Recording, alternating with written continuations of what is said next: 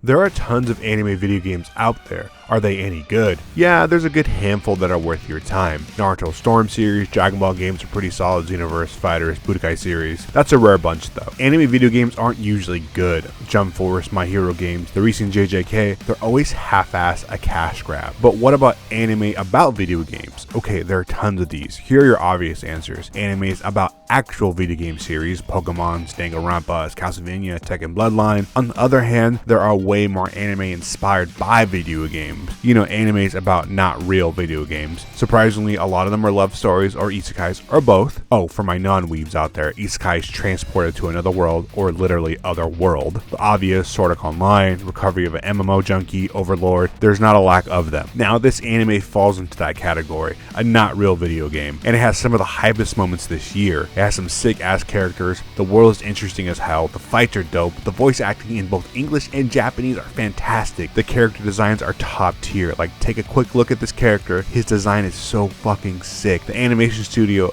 I don't actually think I've seen anything by them, but C2C does a phenomenal job at animating. This did not receive the standard 12 episodes, but got 25 episodes. Oh my god, don't get me started on how good the first OP is. Broken Games by FZMZ was made for me. It's so freaking hype. Hey, it's your min-maxing, dumping all my points into strength, avid video game enjoyer Savi. Let's get straight into it. Why is no one talking about Shangri-La Frontiers? It shouldn't be a surprise, but kinda is. Shangri-La Frontiers is a light novel that was published through a self-publishing website called 小説家になろう in May 2017. There is no physical print of the light novel, but luckily it received a manga adaptation in July 2020, illustrated by Ryosuke Fuji in Kodansha's weekly shonen magazine. Yes, there are other publishers besides Shonen Jump, finally getting an anime adaptation and premiered on October 2023 and ended in March 2024. Okay, just so you got it, a light novel turned manga turned anime turned into my new hyperfixation. So what's the premise of this series? Y'all ever play a shitty broken game, you know, Sonic 06, Ride to Hell Retribution, Fallout 76, The Day Before? That's what his atonement Rakaru, known online as Sunraku, does in his free time. Loudly and proudly beats the crap out of any shitty video game he can find. His epic gamer skills are second to none. As a totes epic gamer myself, I played my fair share of shitty games, but no matter how badly funny a game is, it'll never fill the empty void in my gamer soul like a truly poggers game can. Shout out Final Fantasy VII Rebirth, Tifa Lockhart single-handedly cured my crippling depression.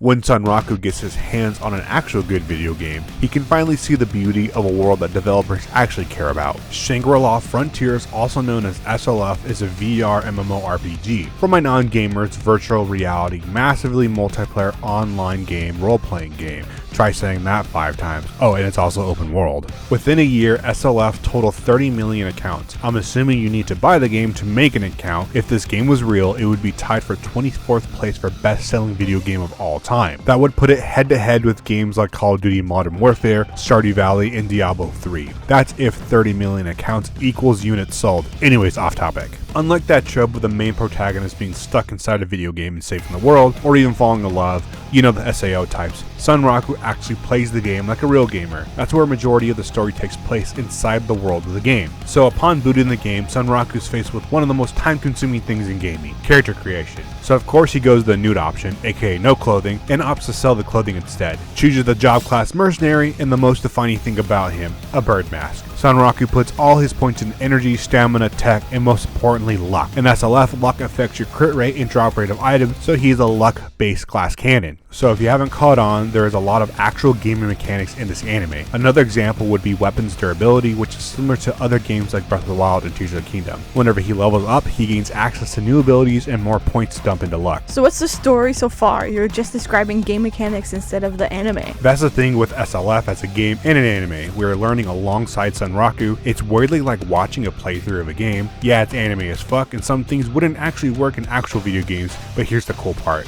This world's story has not fully been discovered yet. Despite the 30 million accounts, the story of this game has not progressed at all since launch.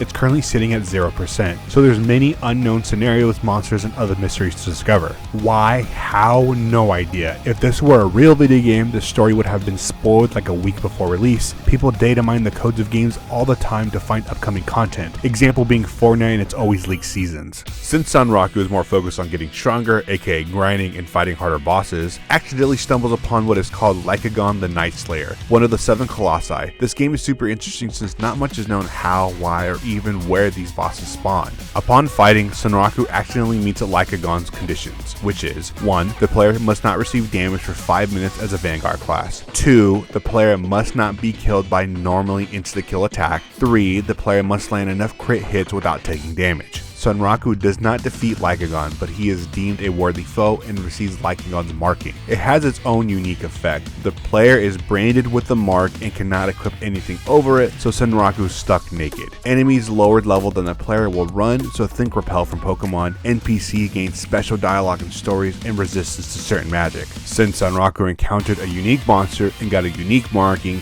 he unknowingly started a unique scenario.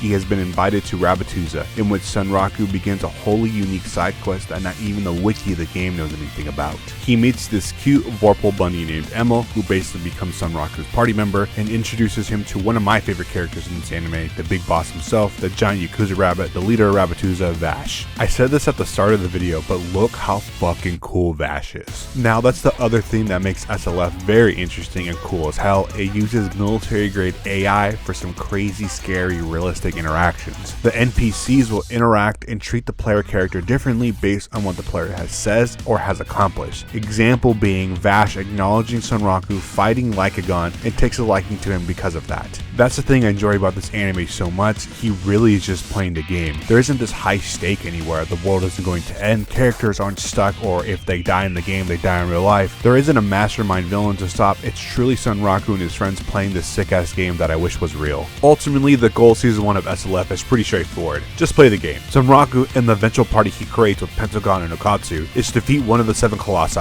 Sunraku and Okatsu are pretty low leveled and need to grind out some levels like real gamers. The colossus they want to take on is Weathermon the Tomb Guard. His level is set at 200, but here's the catch. One of the hurdles the party will face in this fight is a condition that is set. All players' levels are cut down to level 50, and any points applied after level 50 will be lost during the fight. In other words, no matter how much grinding the party does, they are stuck at level 50. On top of that, they don't know how many phases this fight is, any weaknesses, or even if they can defeat Weathermon with just the 3 of them. This is some Dark Souls type shit. The players need to fight a level 200 unique monster that no one has ever defeated before at level 50. And they need to fight the boss's horse, and if the boss gets on his horse, it's basically GG. There's so much more that happens in season 1. I didn't even talk about the clans, the PK killers, Pentagon, Okatsu, Saiger Zero, the shitty games they play, the outcome and the aftermath of the Weathermon fight, or how funny this anime actually is. One thing I really enjoyed about the dub is that it actually uses actual gamer lingo. It's corny but funny as hell. Here, take a quick listen.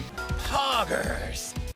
You know it, Fish Daddy? Hell yeah! Got your sword, Robo-douche! God, I hope I convinced you to watch Shangri-La Frontiers. I genuinely don't understand why no one is talking about this anime. Where's the fan art? Where are the memes? Why is no one talking about Shangri-La Frontiers? I just don't get it. It's an amazing anime. It got announced it's going to get a season 2, so you know damn well I'm going to be there. I even started reading the manga because man, this series is so fucking cool. Have you watched SLF? Will you? Who's your favorite character? Mine is Vash. Let me know in the comment section below. This is Savi, and this has been The Vibes. Sub to you, boy. Bye.